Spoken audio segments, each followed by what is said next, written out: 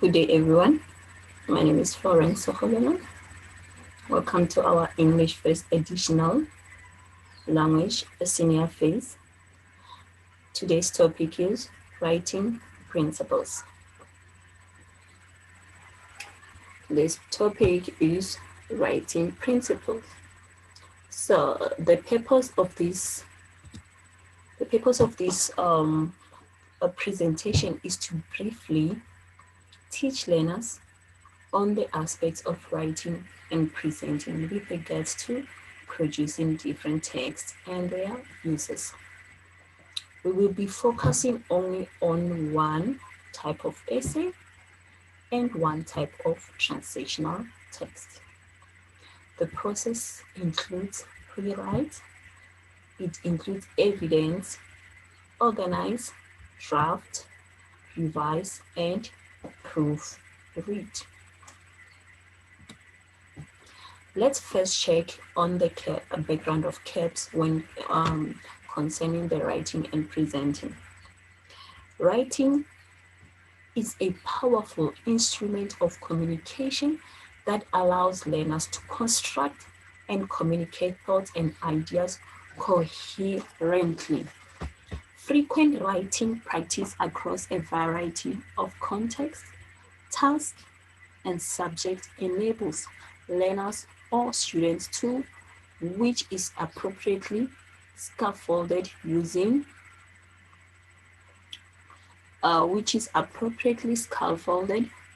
writing frames as and when necessary to produce competent and versatile writers who will be able to use their skills to develop and present appropriate written, visual, and multimedia text for a variety of purposes.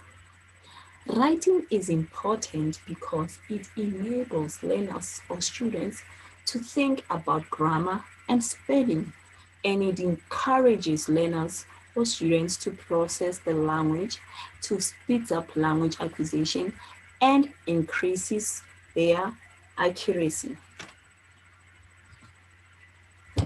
Good writing is a skill that needs to be developed and supported. Although reading is an important source of input, it is only through writing that the writing skills are developed. Now let's check the process writing stages. We have steps in process writing. The first step is planning or pre-writing. When planning or pre-writing, you must analyze the structure, language features, and register of the text type that has been selected. You may decide on its purpose and audience of a text to be written or designed. You may brainstorm ideas for the topic using, for example, mind maps, spider web lists, flow charts, or lists. Consult relevant sources and select relevant information. Determine the requirements of format, style, and point of view. The next step is drafting. When drafting, use main and supporting ideas effectively from the planning process. Produce a first draft which takes into account purpose, audience, topic, and genre. Determine word choice by using appropriate, descriptive, and evocative words, phrases, and expressions to make the writing clear and vivid. Establish an identifiable voice and style by adapting language and tone to suit the audience and purpose for writing. Show your own point of view by explaining what? By explaining your values, your beliefs, and your experiences. So another one that we have is revising, another step, editing, proofreading, and presenting.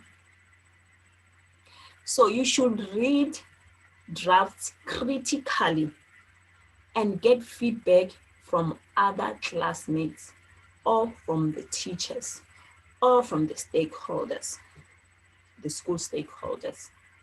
You also revise. You should do the editing. You should do the proofreading. You should do the presenting, right?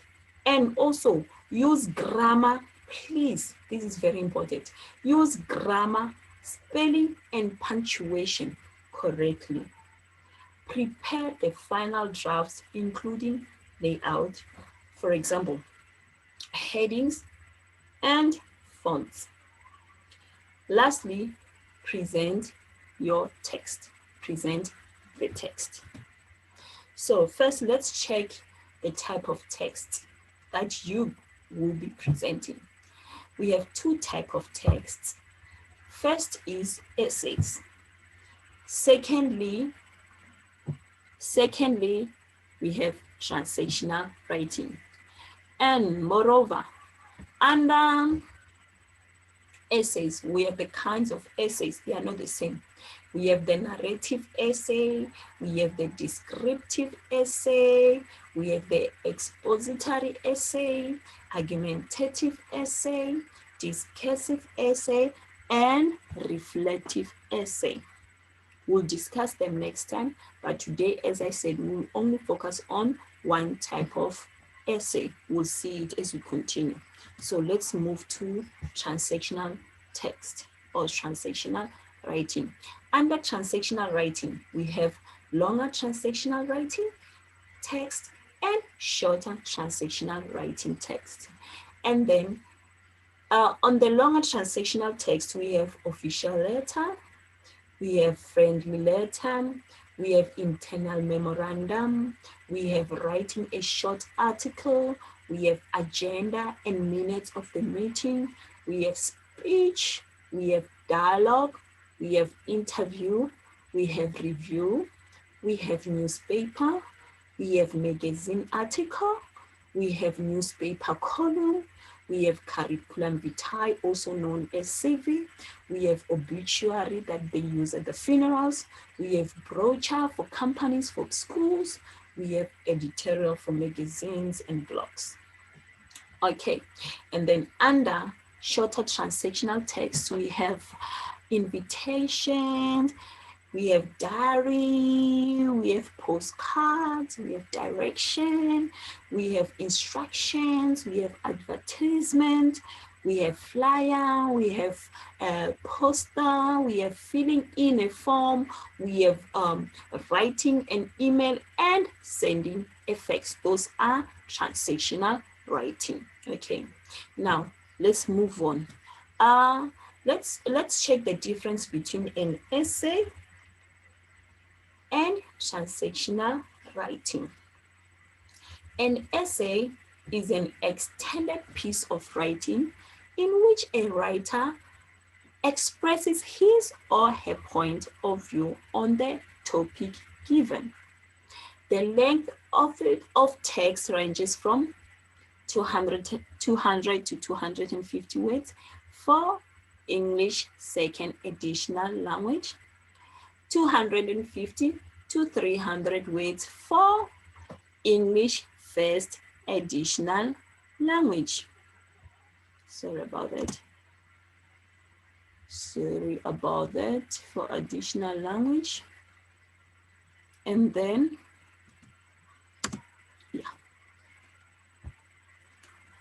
and then we have 250 to 300 words for English first additional language, and 400 to 450 words for English and home language, the word count of essays. And then an essay should have an introduction, an essay should have body, an essay should have conclusion.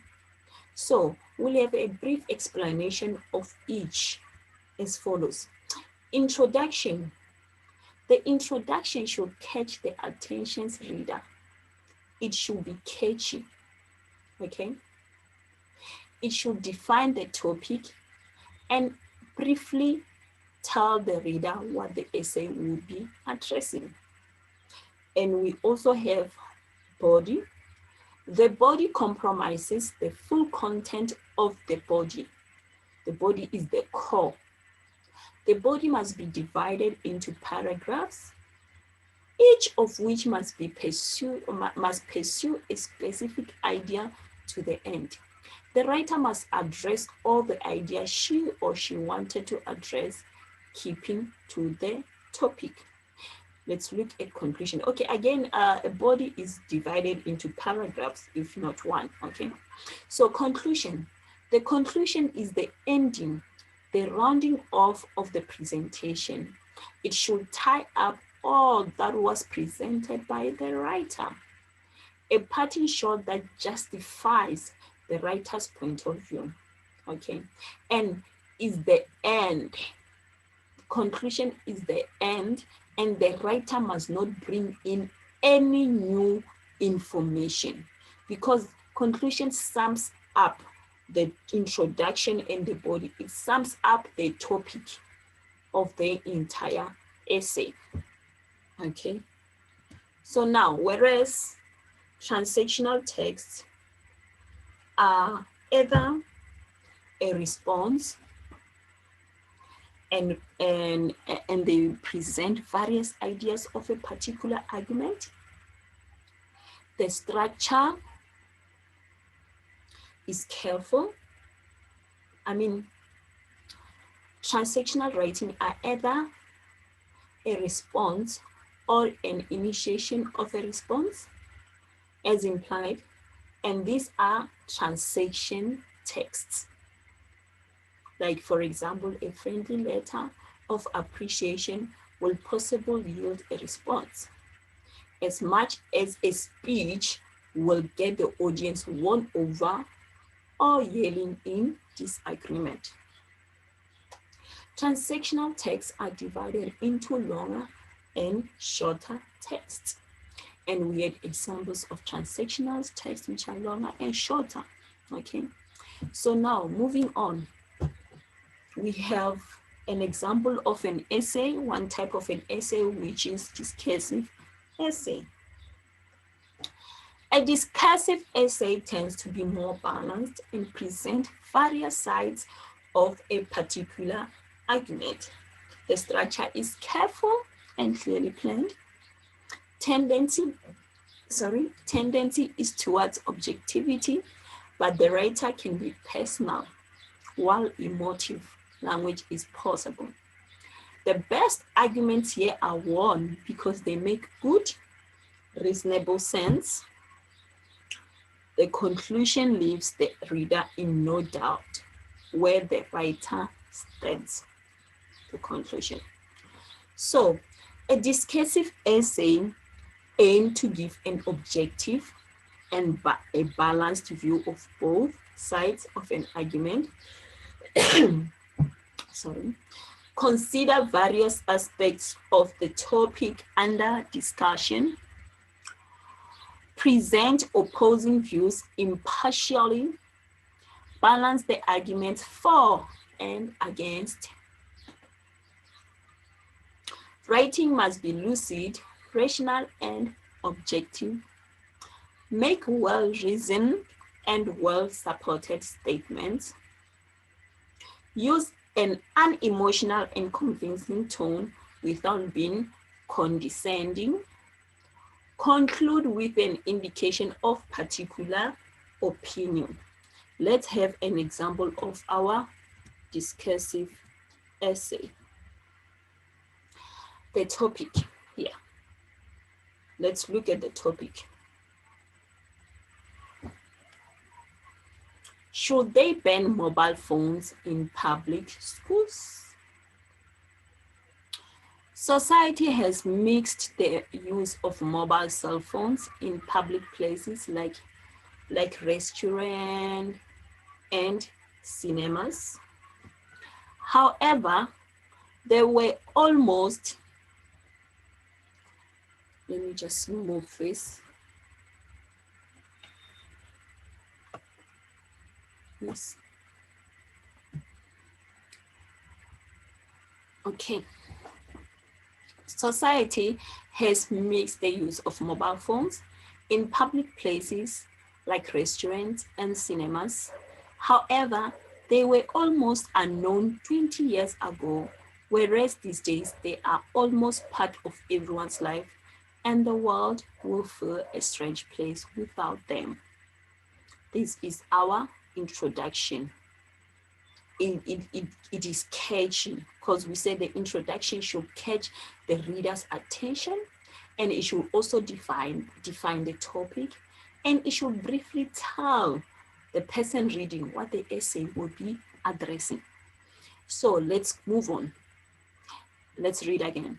One of the strongest arguments in favor of banning mobile phones is because of the annoyance they cause other people. Although audiences are always asked to switch off their mobile phones when they enter their cinema, you can be sure that the movie you will be watching will be disturbed by 3 or 5 ringtones. Therefore, many people will welcome a ban on mobile phones in places where they might irritate others. This is our body. Moving on to the next paragraph of our body. On the other hand, there are a number of arguments against such a ban. It is really difficult to stop users bringing their mobile phones into public places, and therefore it will visually impossible to enforce any ban. Some will see this as an infringement of their rights.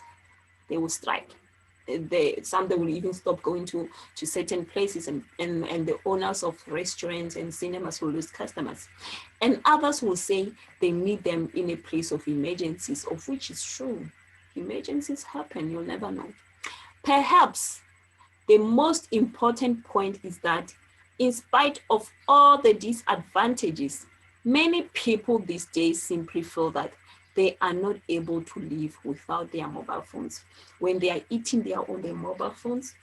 Even when they're studying, they are on their mobile phones. When they are praying, they are on their mobile phones. Some, even when they are bathing, they are on their mobile phones. They go and type and they continue bathing.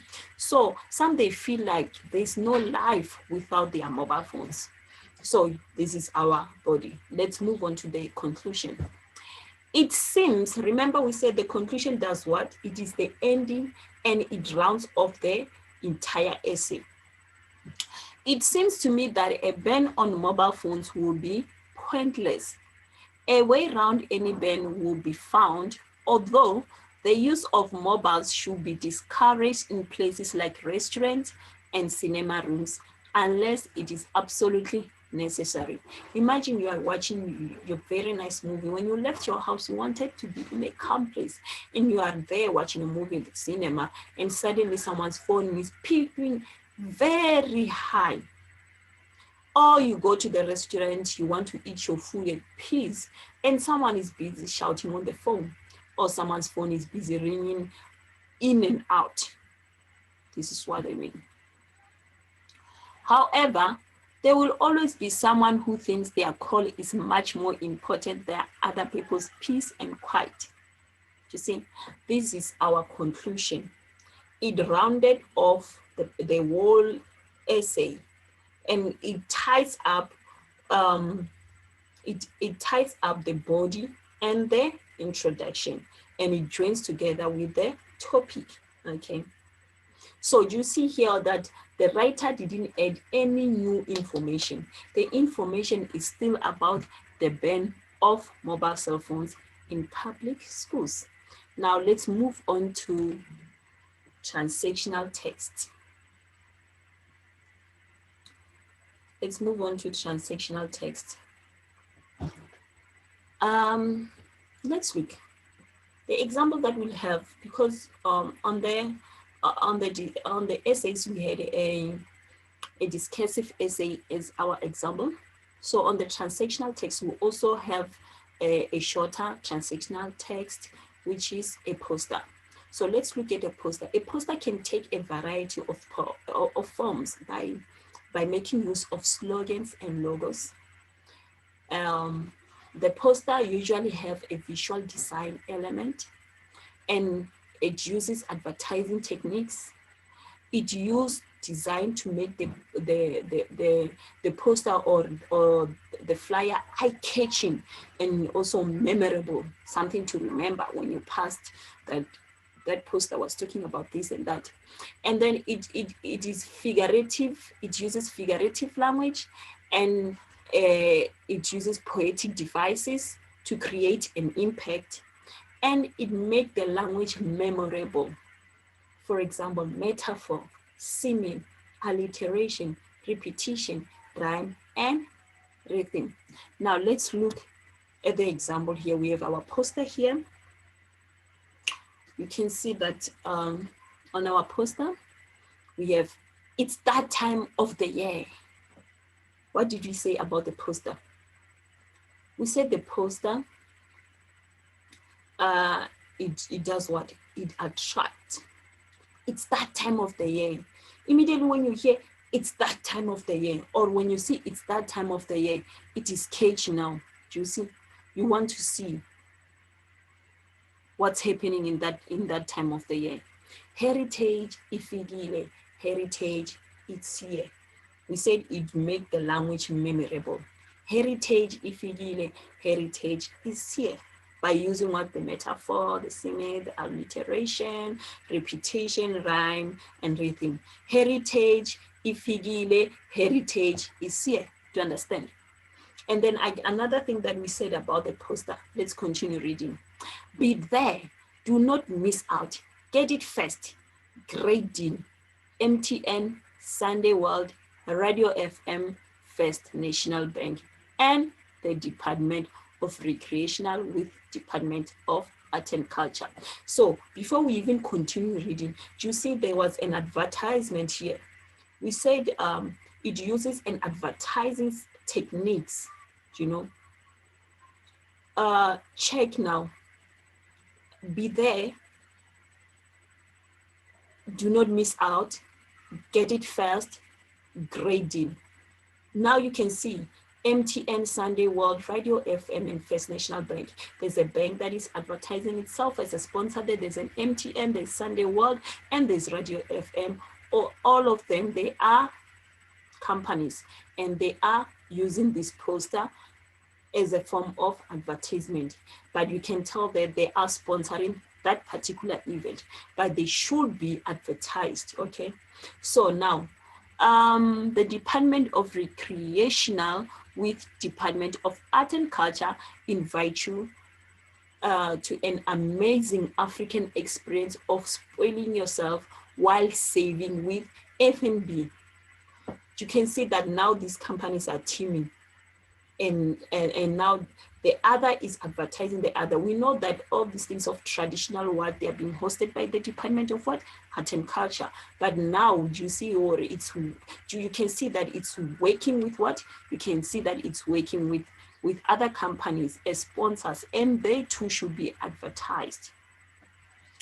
FAL African, FAL Africa, Be Africa. We said it uses the repetition, the rhyme, the rhythm. Kindly join the children of Africa in melodies, and kindly join the children of Africa in melodies and dance moves.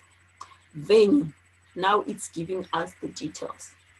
Mall of Africa, date, 30 September 2020, time, 10 o'clock sharp to 11 or 23 hours sharp. And then now we have admission. Is it free or there's a fee? It's 50 Rand. Featured famous artists, Dr. Rebecca Malope, Johnny White, Ringo Madlingos, Idol star Woody, who we all know Woody, the Yoki Yoki guy, and many more. Master KG with Nomtevo, Jerusalem trending song, just to celebrate that particular day. So they will put all these things as a form of what? Advertising. So when they put all these people, all these artists, it catches the attention of the reader. Come all for the unexpected expectation and a lifetime experience. We said it, make the language memorable. Remember, we said it makes the language memorable, the use of language memorable. Come all for the unexpected expectation, sorry, and a lifetime experience. Yoki Yoki. For bookings and further details, contact Meki at 016-349-3243 or 067-378-2113 in case some want to inquire. So now let's move to the benefits of writing exam, or the benefits of writing process exam. Okay, the benefits of process writing. Writing makes for better readers and improves comprehension and critical thinking. Teachers must learn how to create a classroom environment that is conducive to writing and supports effective writing instructions for all learners, including struggling writers and English language learners. It makes learners to appreciate the opportunity to create something meaningful, and almost all report increased confidence in their writing abilities, greater empathy for, and improved collaboration among peers are two additional benefits. It also allows students to apply principles from a particular discipline to their own experience through writing. Let's move on to the challenges of process writing. The challenges of process writing. The first challenge is lack of vocabulary. Vocabulary is not something a child can learn in a day or by reading the dictionary. No. If you want your child, or if you want to enrich your child's vocabulary, you can always try having a conversation where you insert new words and phrases each and every day. Giving your child books to read, or simply helping them form content by using vocabulary they learned the same day at school. Every day when your child comes home as a parent, you can use whatever that they learned at school to include all the content that they learned at school to test their vocabulary so that it can be enriched. The second challenge is weak argumentation. Argumentation is highly important in writing. It will be necessary if your child wants to succeed in when it comes to argumentation. When in high school, learners must learn how to argument their thoughts and ideas in order to be able to write important pieces like pieces of content like admission letter in a particular higher institution, or even their resume or CV. So another challenge is failing to structure ideas effectively. Writing structure is something a student learns by learning writing mechanism. However, students' time at school is limited and they often fail to learn the best way to structure their ideas in content. This is why parents must work with their children at home. It is not only the teacher's job or the teacher's duty to work on the learner's vocabulary, but parents also, they can work with their learners at home and help them to communicate better. Parents can put their argumentation ability to test by raising an issue and see how their children or our learners will cope with it. Parents should direct them when necessary till they feel how to be consistent. Every time they should test their ability in raising an issue, and then every time see how they cope with it. And this should be consistent, or it should happen each and every day at home. Another challenge is poor grammar and syntax skills.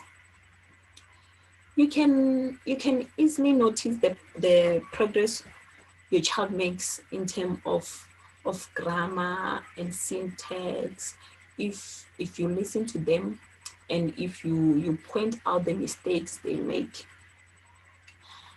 As a parent, every day, ask your child what he or she learned that day, and then have a conversation often with them with regards to what they've learned in that particular day. So while speaking to your child, you must firstly pay attention to the sentences they form. Pay attention. That will also help them. Another challenge we have is plagiarism.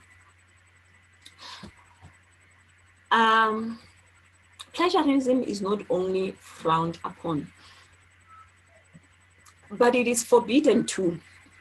With today's technology advancing this rapidly,